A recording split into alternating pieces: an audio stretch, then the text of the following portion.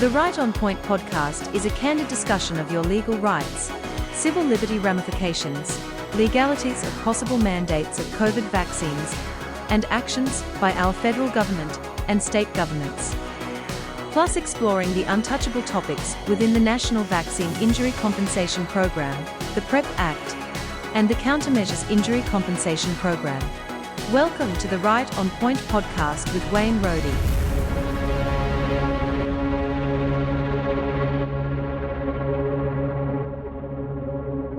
Thank you for being here on the Right on Point podcast. Once again, appreciate you attending. I'm your host, Wayne Rohde. I want to make a major announcement for this podcast for our new sponsor for the year 2024 upcoming. It is Reform Pharma has agreed to sponsor our podcast for this upcoming year. It's an initiative by Children's Health Defense, but the fine folks over at Reform Pharma now.org. And we really appreciate their willingness to step up and help us out here at the Right on Point podcast. My guest today is a returning guest, someone that I've always enjoyed talking with, and quite educational. Our conversations have always been, is Mr. Ken McCarthy. Now, he was previously on the Right on Point podcast back in this summer, I believe. I think it was August. We discussed his book, Fauci's First Fraud. Quite interesting there. Now he's back with another book. And now this one is really, really important. It's called What the Nurses Saw. It's regarding the COVID pandemic and what happened out in the hospitals and clinics. And a lot of people think it's just doctors out there helping patients. It's actually the nurses that do most of the heavy lifting. They do all the work. And this is quite interesting. This book here, What the Nurses Saw, it's a big read. And it's about interviews, of nurses and therapists, and what they saw, what was happening in the hospitals and the clinics. The book is loaded with many interviews, so I encourage everybody to get a copy of this book. You will not be disappointed. Especially, you can probably get a couple copies close for Christmas and give them out as gifts. So anyway, welcome, Ken. Thank you very much for being here today. How are you doing? I'm doing good, Wayne. Thanks for having me. Always great to talk with you. Well, last time you were on, you were talking about Fauci's First Fraud, and you were mentioning that you had something else brewing, that you were working on a new project and about the nurses. And sure enough, here you are, and you've got the program, or the book, I should say, What the Nurses Saw. Tell us, why did you want to get into this topic, which is very important, but what led you to say, yes, I'm going to write a book about this? Gotcha. And I have to tell you that because I told so many people I was going to do it, like you, Wayne, I had to do it. As you know from writing a book, it's a thing. It's not raking the lawn. There's a lot to do, and so I thank you for being interested in this project, and that really helped me keep going. Okay, so where did this start? This started. I was a COVID hysteria panic skeptic. Very early on, I got a tweet from February 1st, 2020, where I said, this just sounds like a regular respiratory disease with a different flavor. It's killing older people in poor health. That's unfortunately not unusual. And it smells to me like a flu vaccine marketing campaign. And I'm afraid they're going to use this to develop a coronavirus fast. So I've been at this for a while. And one of the very first things I saw that really grabbed me was seeing that video from Nicole Sirotek. Mm-hmm. Some of you may remember it. Obviously exhausted nurse at her rope's end, doing a little person. It was made as a personal video. It wasn't meant to be sent to the world. It was meant to be sent to a very small group of fellow practitioners. And she said, "I can't believe what's going on in this hospital." She was a contract nurse in New York City. "They are killing patients. They are flat out killing patients." And then she went on to give some of the details. Now that was a pretty shocking statement that she made. And it went around the world because it got posted, and I think millions, well, I know millions of people have seen it since. And then a little later, Erin Marie, and I'm not good with Slavic last names, so I don't know how to say her last name, but people that know her. Erin Marie, another nurse, this one from Florida, uh, made appearances as well, saying very similar things. And I thought, wow, this is interesting. So I did an in-depth interview with Erin Marie. Nicole was very hard to find, and I found out why later. She was going all over the world doing relief work, COVID relief work, giving ivermectin and other things to people in Latin American and Central American countries. So she was quite busy. Uh, I did a long interview with Erin, and then I did a long interview with a guy named Kevin Corbett, who is a nurse of 40 years experience and a PhD and a nursing educator and an educator in medical ethics. So I did these two big long interviews and I put them out to my list. And I thought, well, surely some journalist is going to, they've seen these videos by Erin, they've seen these videos by Nicole. Mhm. Surely somebody's going to get a clue here and dive into this. So 2020 passed, it didn't happen. 2021 passed, it didn't happen. 2022 passed, it didn't happen. And we're into 2023, and I'm going, my God, no one's going to do anything about this. So I asked Erin and Nicole if they could suggest other people for me to interview, Mhm. and they did. So I interviewed, I think, 8 nurses total, and I interviewed a respiratory therapist from the great state of Minnesota. Mhm. And I also interviewed a phenomenal money tracing forensic accountant sleuth who knows all about the financial shenanigans that go on in healthcare. And boy, the work that her group has done is spectacular, and it really that rounds out the book. So that's how this book came to be. Well, it's quite interesting. This is that when COVID came out, you know, there was a lot of things about, oh, I think the topics were, oh, we're going to fast track the development of vaccine. And then uh, then we had the battle and trying to destroy ivermectin and hydroxychloroquine and things like this. So I saw all that. Then I came across a story at the end of 2020 about Grace Shara, Mm-hmm. who 19-year-old Down syndrome girl who passed away in a hospital. And I'm going, that doesn't sound right. Something's wrong there, off. And it wasn't until March of 2021 that I think it was 2021, wasn't it? Something like that. That I met the father, Scott Shara, at an event in Wisconsin, and we talked. We spent about a half a day together at this conference. But he was just amazed at the number of people talking about vaccination and then all of the other issues. And we got to know each other pretty well. And we went and I had dinner. And he says, well, he's planning this conference or this rally in Appleton, Wisconsin, right in front of the hospital where Grace passed. Okay. And he says, I want you to come back and speak at this. So the week before the rally, I was just, kind of going through trying to put together kind of a few notes. And he called me and says, I want you to MC the rally. There's going to be all these different people. And he sent me these notes. And here's the list of all these nurses. Kimberly to Overton, who you interviewed right here, and a few others. And that's when it really hit me about that the nurses knew something that was going on. And that's why I really like this book, because this really just makes so much sense. You got Nicole and Erin Marie, and you got others.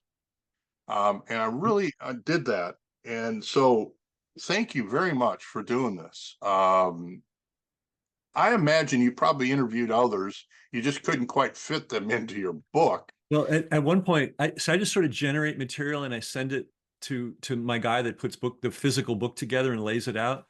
And he said, "Do you realize we're up to 500 pages?"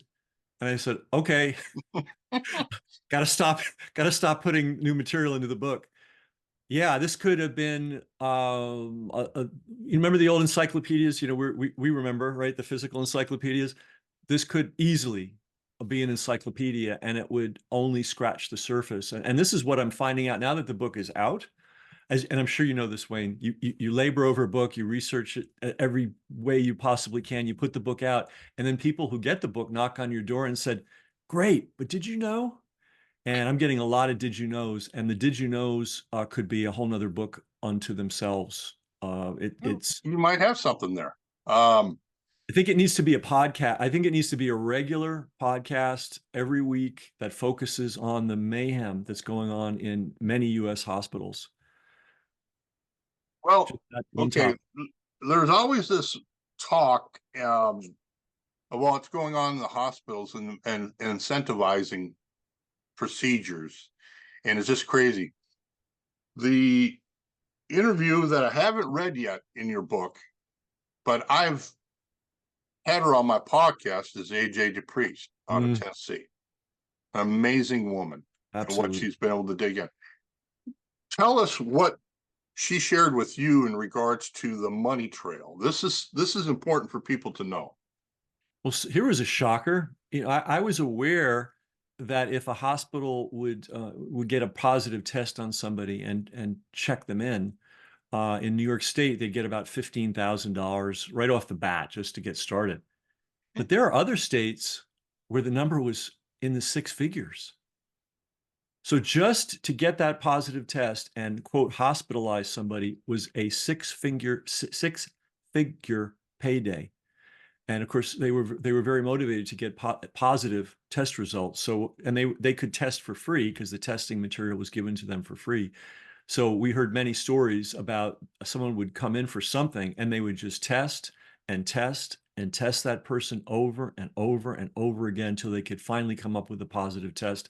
Then they would declare them a COVID patient and then they'd hospitalize them.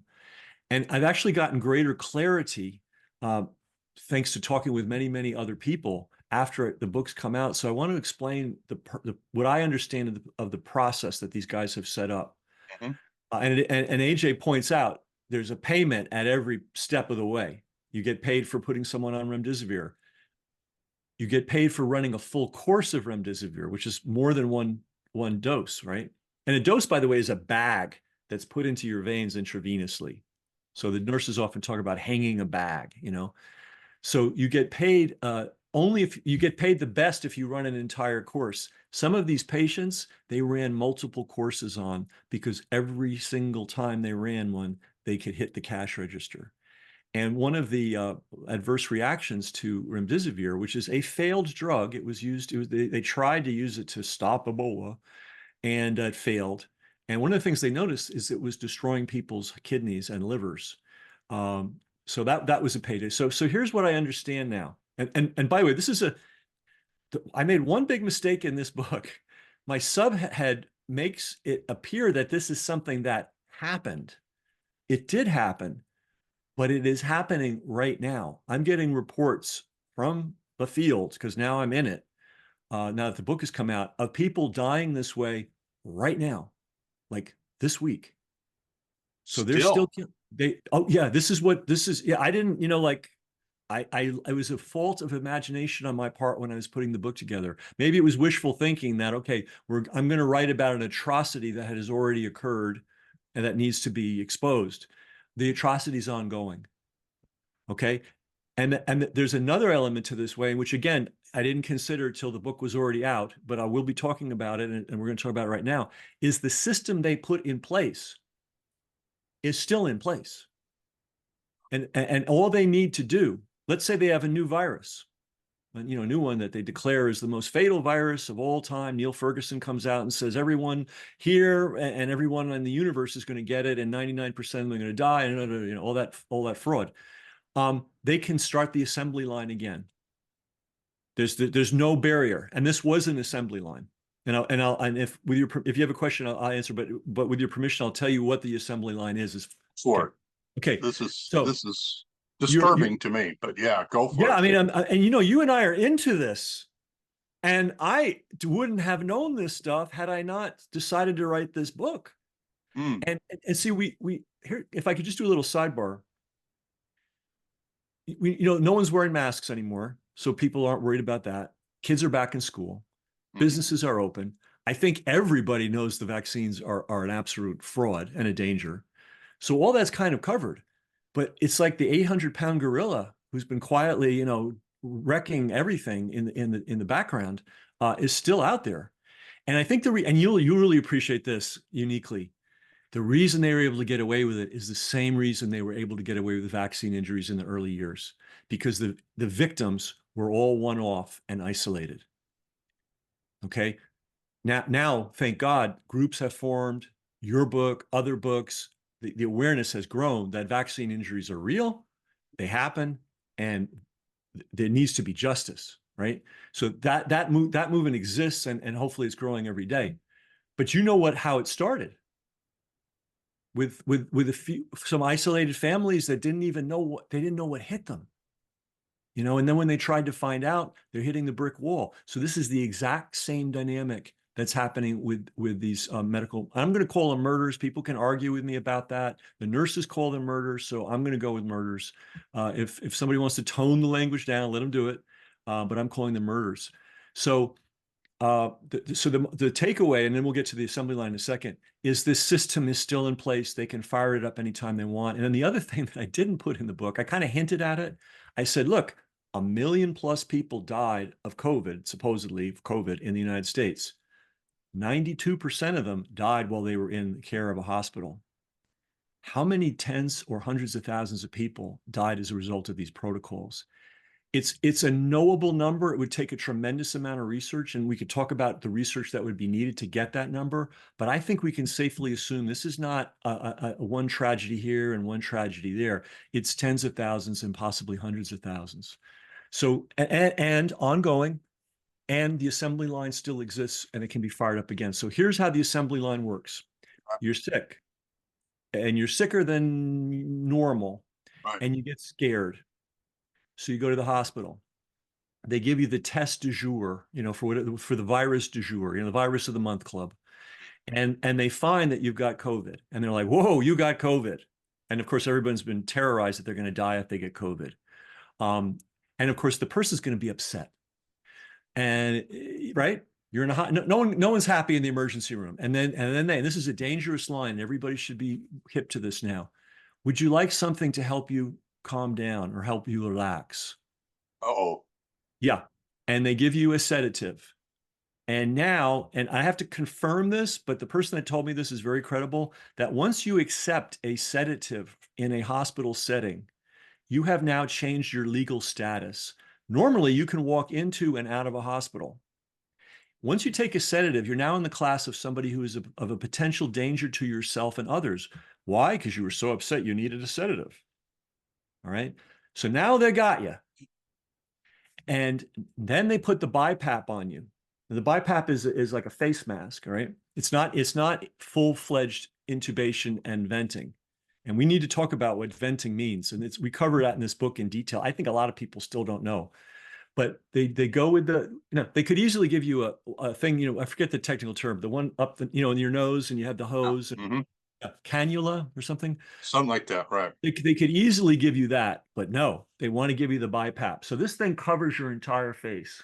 Right. What I've heard over and over and over again is they crank it up so that it's not comfortable and it's not even helping your breathing. It's overkill. And I asked somebody, is it kind of like a mild form of waterboarding? And they said, kinda. So Wait a now minute. Oh, whoa, whoa, whoa, whoa, whoa, whoa, whoa. yeah, I know. This is intense. Okay. So you're putting that Like BiPAP this, right? over there and People just have seen pictures forcing of it, right? oxygen in. And they crank it up really high. And it's uncomfortable under the best of circumstances, but the way they're setting it often, not every hospital, not every doctor, not every team, but plenty of them are setting it super high. It's uncomfortable, and the person gets agitated. i.e., they're concerned, hey, I don't like this. And they are now put in the book, in the medical records, as patient is agitated. Now out comes the really strong psychoactive drugs. And they start pumping these people. This is what they did with Grace, by the way. Okay. Exactly. They start pumping them with this one and that, doing things, that are in complete contravention of all known medical practice. In fact, labeled not to do. For instance, Grace, I believe, was given three, I call them psychoactive drugs, three psychoactive drugs simultaneously that are just not given that way. So now they've got you on all these drugs and they're keeping you on them. And you are going to break down physically because these drugs are toxins. I mean, under the circumstance, there may be circumstances where these drugs individually given when needed and carefully monitored may make some sense, but the way these drugs are being used does not make sense. And they're being given in lethal and sickening and potentially lethal doses. Now, after the person gets sick from fear, terror, having all these psychoactive drugs pumped in. I just want to tell you a side story from a friend. A friend's father accidentally took some of these I forget it was a tranquilizer or something that is being given out by the millions. He took it by accident. He grabbed the wrong bottle and took it. He ended up in the hospital. The adverse reaction he got right off the bat to one dose of one psychoactive medicine was so strong, he had to go to the hospital for it. So imagine pumping somebody all day long with drug after drug after drug. And now, where's the money coming to pay for this? Well, if these people have health insurance, it's being charged against their health insurance. Keep that in mind because it's going to become important later. So now they've got this person or sick. They've made the person sick. And all of these drugs, not all of them, but many of these drugs reduce breathing, right? Because they're relaxants. We think we breathe with our lungs. We breathe with a diaphragm, a muscle called the diaphragm. Our lungs are the sort of the sponge that the air comes in, the oxygen gets distributed, right? But the lungs just sit there. Without that diaphragm pumping, you're dead, like that. So many of these drugs reduce the diaphragm function, which reduces the amount of air you're getting. Now the person's they're terrorized. They already came in with some kind of respiratory difficulty. They're being pumped with dangerous drugs that are reducing their breathing ability. And now they're told by the doctor, I think we're going to need to intubate you to save your life. And they intubate them. Okay. Look, can we stop right there for a I second? know, I gotta make a point here because you're leveling me here with all this. This is incredible stuff. It's hard stuff. Okay. One of the worst cases, well, actually, flu shots right now are causing a lot of what we call Guillain-Barré syndrome, kind of like the polio, and it starts with the lower limbs and works up. And they got this new one that's been out for several years now, what they call 4 times the titer flu shot, and it's called Fluzone, and they give it to seniors above the age of 65, and it's like this. But one of the side effects is it's causing severe Guillain-Barré. And what that's happening is it's getting up into the diaphragm, and that's causing death. When hospitals have cases of Guillain-Barré, the protocol there is not to give them these anti-anxiety medicines, whatever, because it'll affect the diaphragm. Now what they're doing the opposite here, and they're killing people off when the protocol for people, especially for elderly people, is keep that diaphragm going. Because once that stops, you're dead. And so they're going against known medical practice. Yes. And they're inserting something new, untested, that has no basic in logic, that happens to be fatal. Let me finish the part. I'm almost towards the end of the assembly line, and I want to go back to something even so simple that along the lines of what you've just been saying that blew my mind, and I didn't learn it till I started this book. So now you're at the point where you are sick, and maybe you've expended all your insurance money. Right. So they want to turn that bed over. So they give you the choice of being intubated and put on a vent, at which point they get another super duper payday. And one thing I learned, they get an extra payday if they keep you on the vent for 96 hours or more. Now, one of the things that I learned about venting is, first of all, it's the most extreme solution, right? You only do it if somebody has stopped breathing. You don't do it if somebody's having breathing difficulties. You do it if somebody is in danger. You do it if somebody has received a shock so severe that their diaphragm has stopped or is so weak that nothing's happening. You don't do it willy-nilly. Well, they were doing it willy-nilly, and they were doing it willy-nilly because they got paid. Now, the other thing about venting is what I've learned is you put somebody on a vent if you need to, and then 24 hours later, you see if you can get them off. You're always seeing, is this person strong enough to get them off this thing? And here's the reason why. The longer you're on that vent, the less likely it is you're going to survive at all. Okay, think about this. You're motionless, you're paralyzed, you're being fed by a tube, you have 5 to 12 different drips consistently going into your body, anti-pain, what do you call it? Just, paralytics. It is kind of a form of anesthesia. So you're in a state of anesthesia for days, weeks, months in some cases.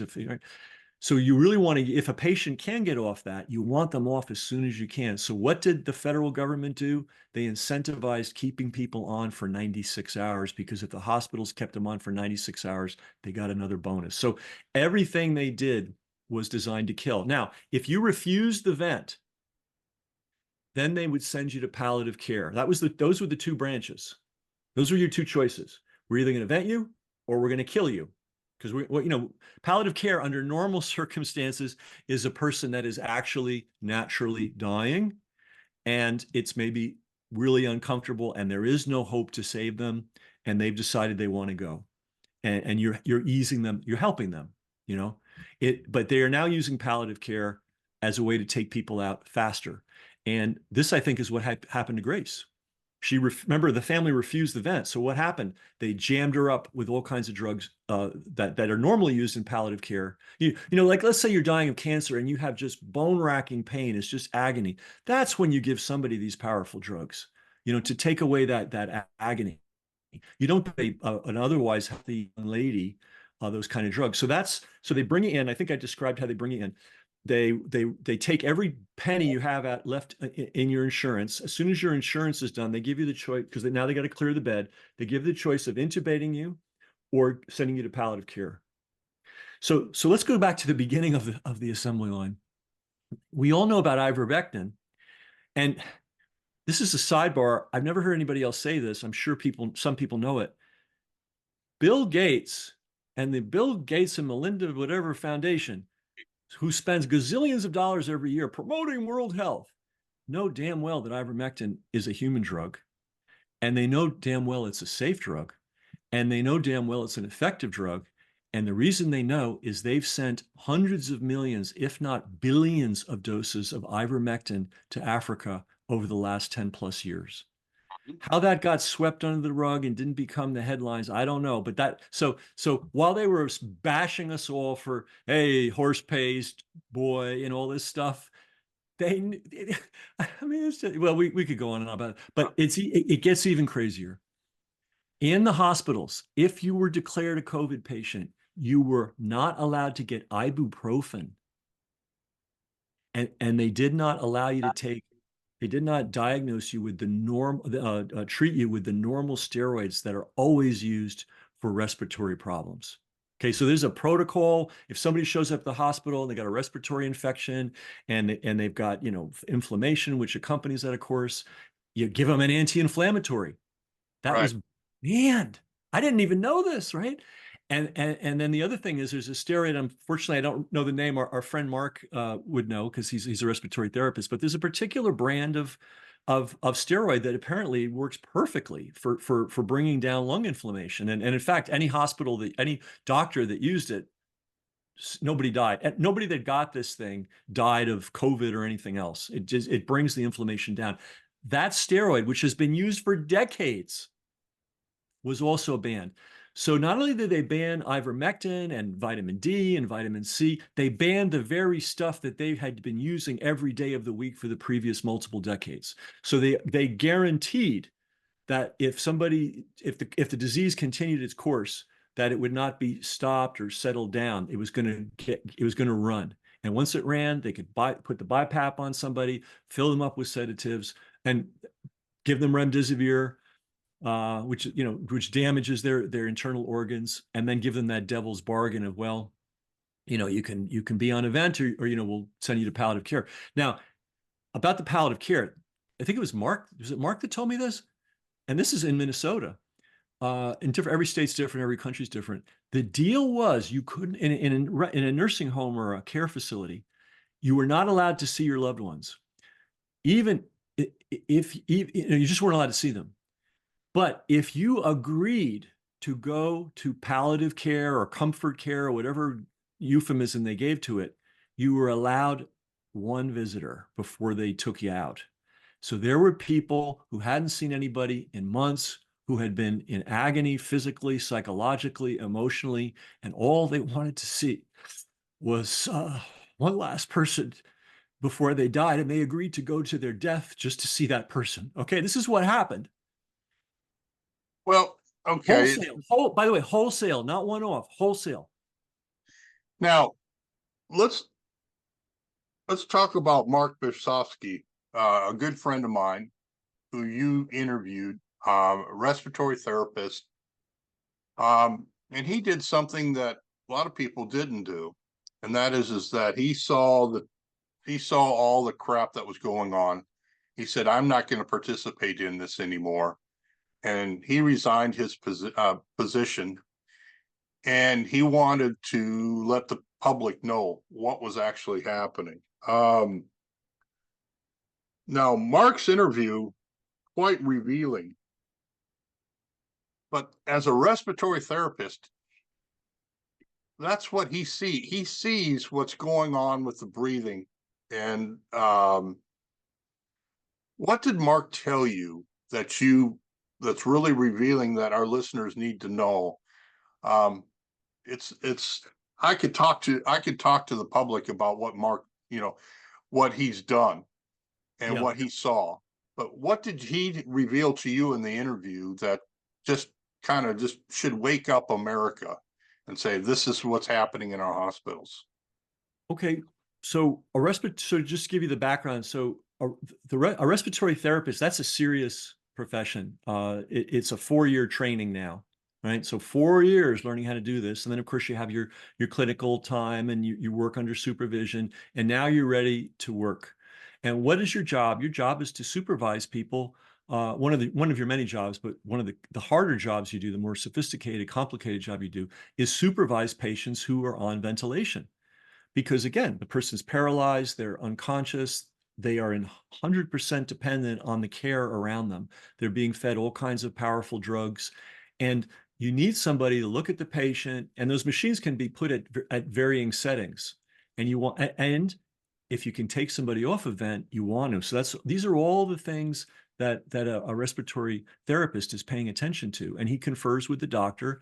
Because even Mark said the only doctors that really understand vents, the only MDs that really understand vents, not even ICU guys do. They depend on specialists to handle the mechanics of the vent and even the supervision of the vent. The only MDs that really understand are pulmonologists. Even ICU guys don't understand. So the respiratory therapist is when somebody's on a vent, that's a really key person. So anybody that has a loved one on a vent, or finds a loved one on a vent, you want to find out who your respiratory therapist is, and you want to maybe get the best one you can possibly get. I mean, that's a strange lesson to be learned, but it's something that I had never thought of. So he had a 23-year career of being a respiratory therapist. It's a stellar career. He was highly and well regarded among his fellow hospital workers, including all the doctors. So this is not a marginal guy. This is not a crank. This is not a guy that took a weekend class and how to be a respiratory. This is like a hardcore professional. So he was telling the doctors over and over and over again, why are you venting these people? You shouldn't be venting these people. This is going too soon. This is going too fast. And he was shunned. He said he would walk down the hallway and doctors would just look the other way and walk and not even look at him because they didn't want to face, I guess, what they were doing. And people might be asking this question: how did this go on? Because I can understand, the first couple of weeks you've been told by the news media and that the world's worst disease, hyper contagious, hyper fatal, and we don't know how to treat it. I get it the first couple of weeks, but as soon as you start hanging remdesivir bags and venting people that have a cough, and you need that was the wake up call that something was terribly wrong. And Mark asserted himself, then some of the nurses asserted themselves. Not all nurses, by the way. I mean, in the book is all the nurses that asserted themselves, and there were a lot of them. But there were a lot. Here's the other takeaway: the doctors and most of the doctors and nurses were willing to go along with it, and so you cannot. I mean, my life experience is there's no professionally you can count on 100%. You better double check everything. If it's life and death, you better get a second, third, and fourth opinion, and you better become an expert because, as one of the nurses said, our doctors now are all they're paycheck guys. They're not independent anymore, and will they? And here. Will they do something that they know is likely to harm you? And will they prevent you from getting something they know is likely to help you? Yes. We now know the answer to that question. And we know that there are thousands and thousands and thousands of doctors and, unfortunately, nurses in that situation. Yeah. One of the things Mark shared with me, it was kind of interesting, is early on, patients will come in and the doctors think about putting them on a ventilator. And Mark said a few times, he said, no, let's not do that. They're suffocating. Let's flip them over and put them on their chest. And they would actually improve because of the weight is now off and allowed the diaphragm and the lungs to work properly. And I didn't understand what that meant, but that's exactly what he was saying. Cures, and as we know, the cures that are pushed are the cures that are big paydays for pharma and for the hospitals and for the states. Let's shift gears here. You did an interview with the Defender, Children's Health Defense, the Defender. Did I? Well, you're quoted in this article by John Michael. They quoted another interview that I was on. Well, it was the AMP. I think it's where you were doing an Yeah. But you're talking about organized armies of attack trolls going after nurses, and one of the founders of these efforts was the United Nations. I know it sounds like one of these crazy theories from, but it is literally true. I wonder if I can find the picture in the book. I did. Wow. Okay. Here's the lady. Can you see? Oh, yeah. Okay. She's the head of communications, the undersecretary of communications for the UN. And we have a video of her. It's coming from her own mouth, praising the group called Team Halo and explaining how the UN and TikTok work together to facilitate the growth and expansion of this group called Team Halo. They positioned it as, we're going to get good doctors and good nurses to encourage everybody to get vaccinated. And what actually happened was they recruited, enrolled, trained, and managed a group of unhinged troll attack dog people. Now, I'm sure, Wayne, I doubt you've been spared these people. We get them all the time. Yeah, and I did actually a deep dive, and I covered a little bit in this book. I did a deep dive into these people pre-COVID.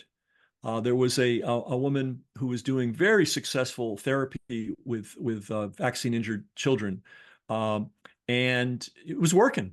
And I know because I've talked to the families. I don't just take things, when a mother says for 20 years my son couldn't speak and now he has 10 words, she's not making it up. So uh, they let the dogs loose on her.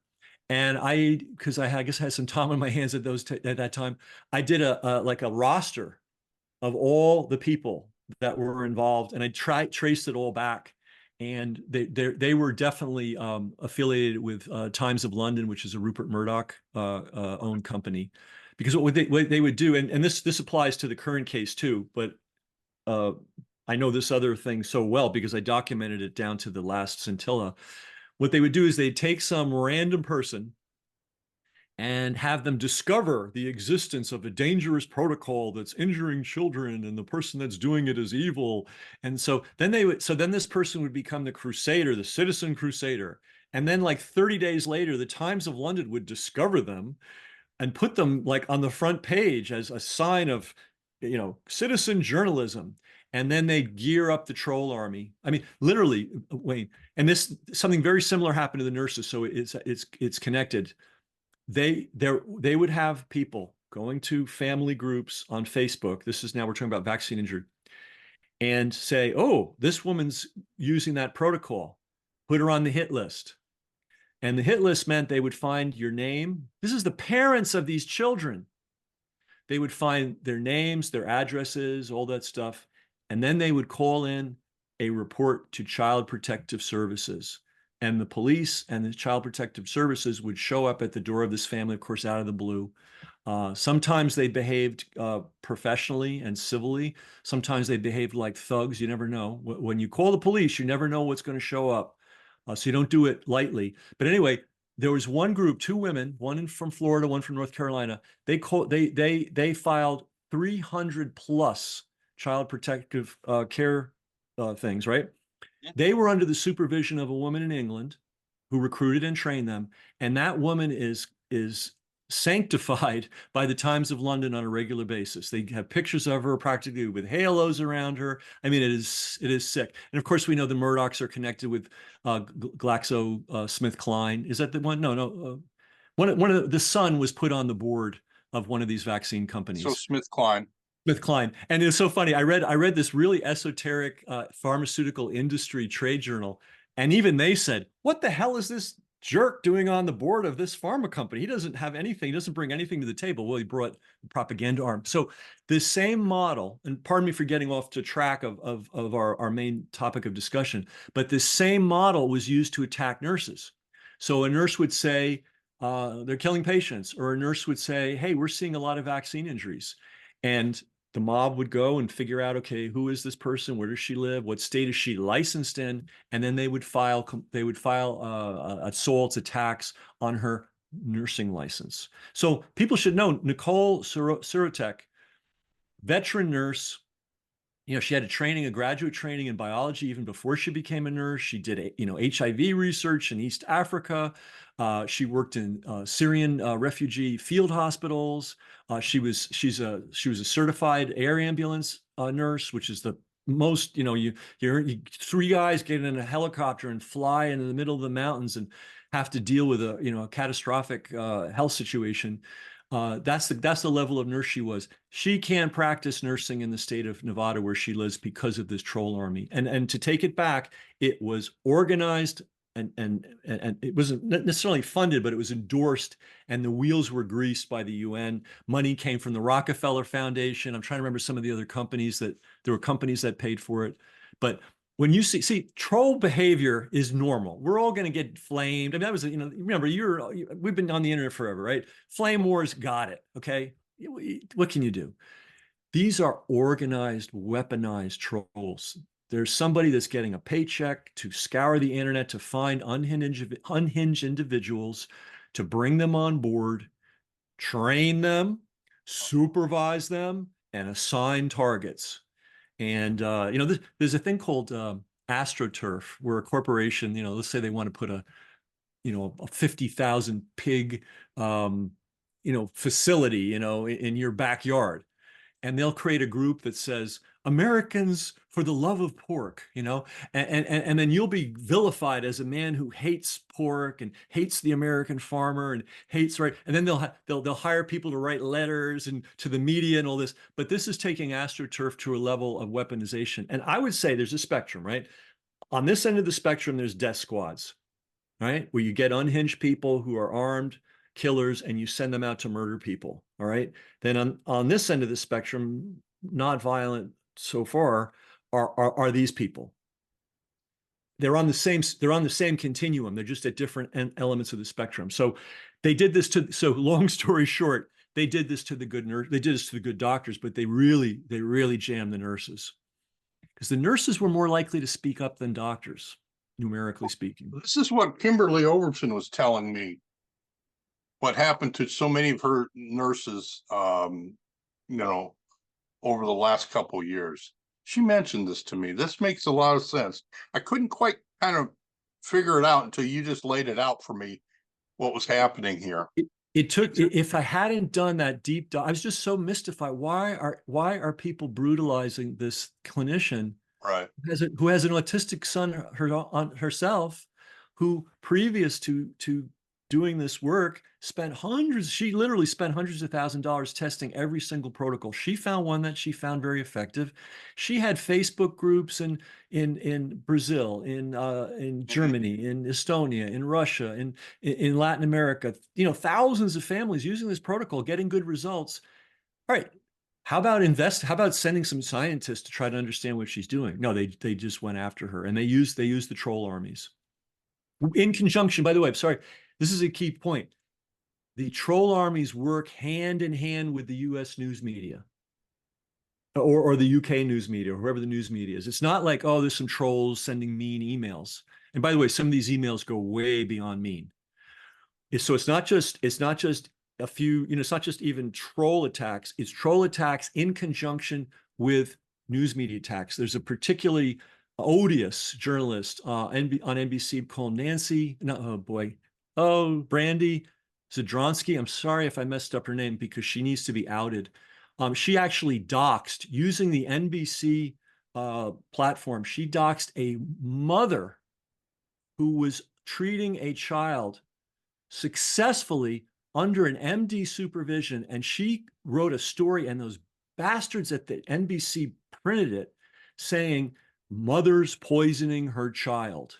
Now, the police came, the judges looked at it, they said, this is absurd, this is ridiculous, it was thrown out. But the news media, some elements of the news media, are absolutely involved in, and she also, remember I told you about the 2 women that filed 300 false child protection? Mm-hmm. She featured them as if they were the heroes of the universe. And NBC printed it. So it's, you know, that's what's going on out there. It's a union of the news journalists, the journalists, some of them, and the organized troll armies. Well, this could actually goes back a little bit further, and I think it all started with Brian Deere. Oh yeah. And then subsequently it's just been built upon, because Deere is still pretty active, believe it or not, in the autism MMR linked story, whatever. But I think, you know, once I became familiar with Brian Deere's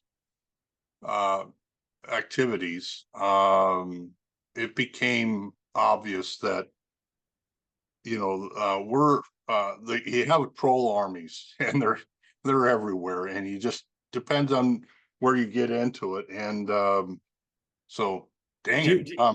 Deere is a really interesting case, because, you know, this is just some freelance journalist guy, right? And suddenly he has the equivalent of hundreds of thousands of dollars to do this huge deep dive and create this absolutely fraudulent narrative. I mean, as you know from writing books, that doesn't happen in a day. Like, you need to lock yourself in a room for weeks on end to produce these things. Somehow you got to get the money. Where did the money and the motivation for him to do this? And then, of course, as soon as he did it, Times of London and the Murdoch family discovers this great crusading journalist. And for some reason, the medical license boards thought that Brian Deere was godlike in his knowledge of what's true and false, and they used his evidence as it's the craziest thing I ever saw. But actually, Um, it goes back even further. Like, there are a lot of ways to treat cancer. I don't want to get too oh boy. controversial here, but there are people that have had effective protocols. God help you.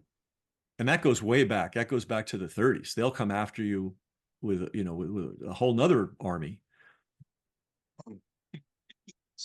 Well, I think that's a conversation for another day, but yeah, you're right. And then Pfizer's CEO just recently announced that he thinks the next big thing for them is cancer.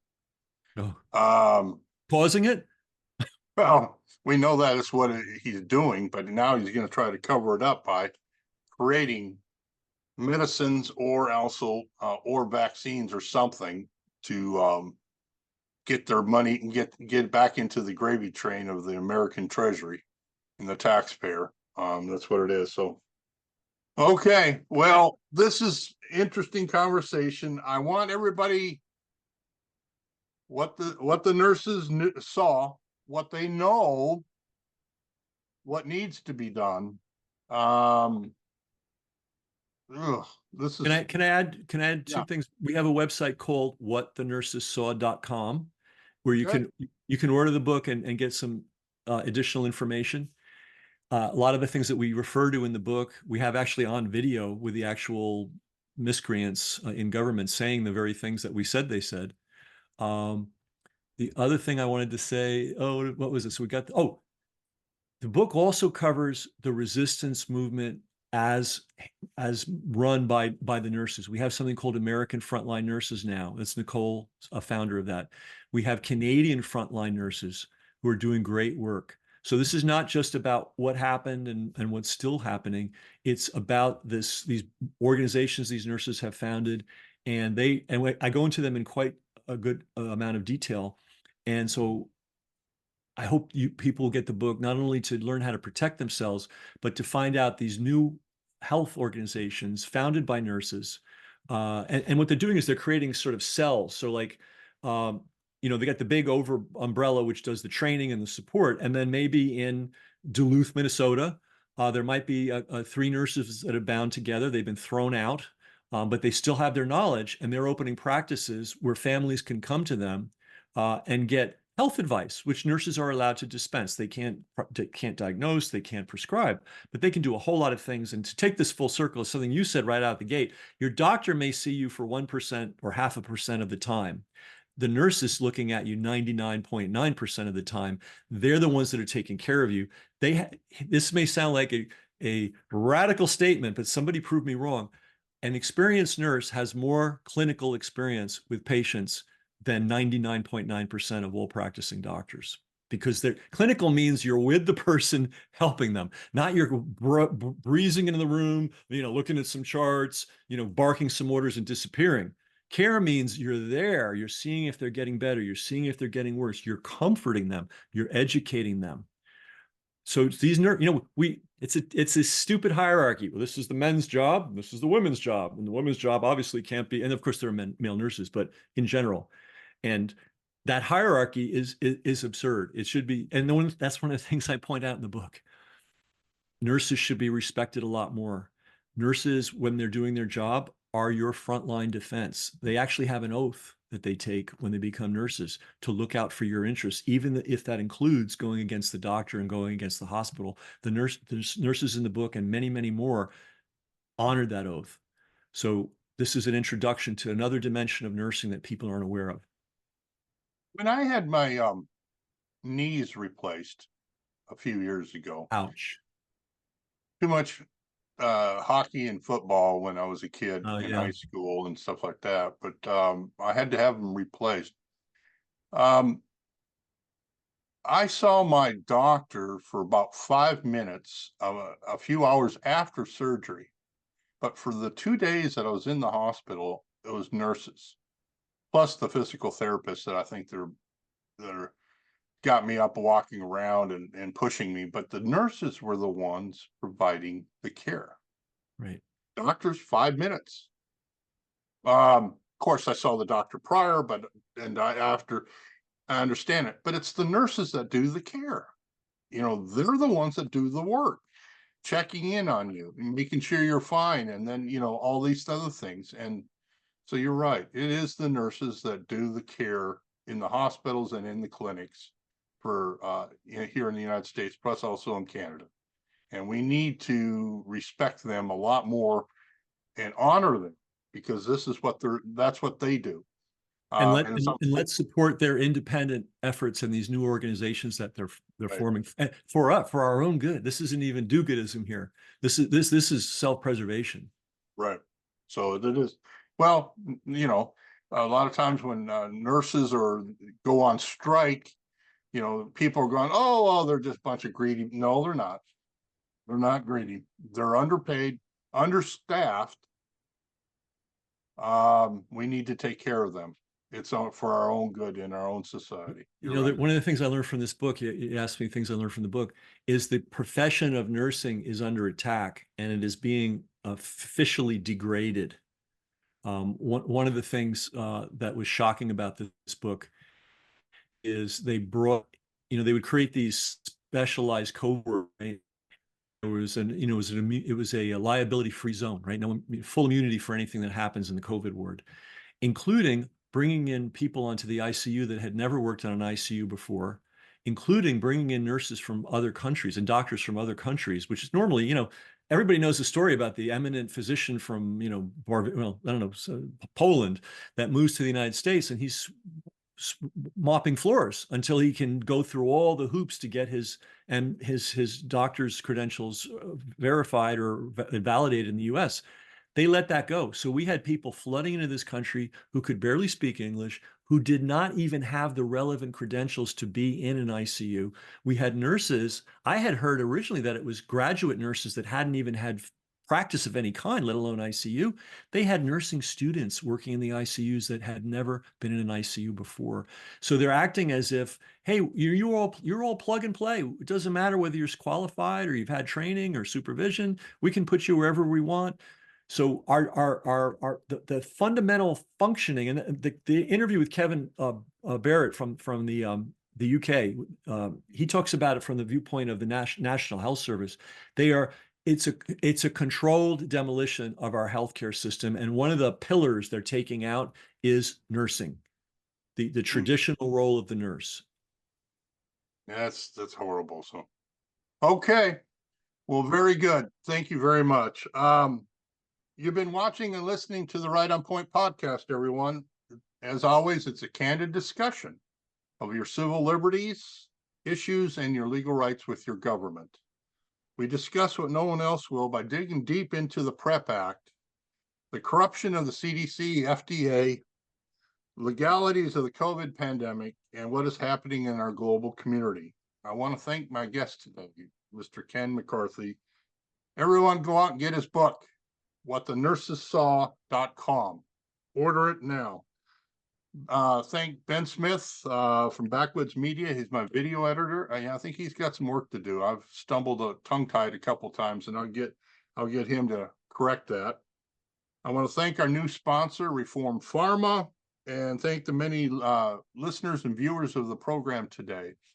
And always, I leave you with the following, and that is, keep learning, keep challenging yourself, and always, always question authority. Have a good day, everyone.